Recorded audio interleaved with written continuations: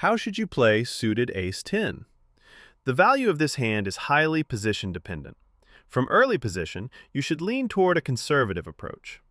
Although AT suited has two high cards and flush potential, it is easily dominated by stronger hands like AK, AQ, and AJ. For that reason, limping in to see a flop is often the better option. From late position, you should look to raise 4 to 6 big blinds to take initiative. Use your positional advantage to apply pressure and expand your value post-flop.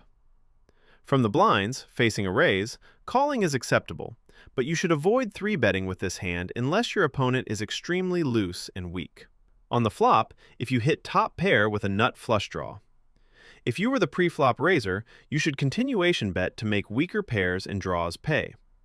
If your opponent bets into you, you can consider raising. You're not just holding top pair, you also have a very strong draw. Raising applies pressure and forces weaker pairs and draws to pay a higher price. If your opponent checks, you should bet 60 to 80% of the pot to deny free cards. On the turn, suppose the 7 diamond comes. If you were the pre-flop aggressor and your opponent called the flop, you should continue betting. Your goal is to charge drawing hands and extract value from 2-pair and set hands. If you check the flop and your opponent bets the turn, you should raise. At this point, you hold a strong made hand plus a powerful draw, allowing you to apply maximum pressure. If your opponent 3-bets or shoves, you can call. You have sufficient equity.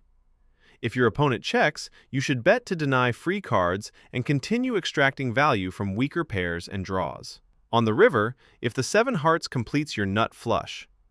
If you bet the turn and your opponent called, you should value bet again. Your goal is to get paid by weaker hands. If your opponent raises or shoves, proceed with caution. They may have completed a full house. Against loose players, calling can be reasonable. Against tight players, folding is often the better option. If your opponent checks the river, you should bet for value.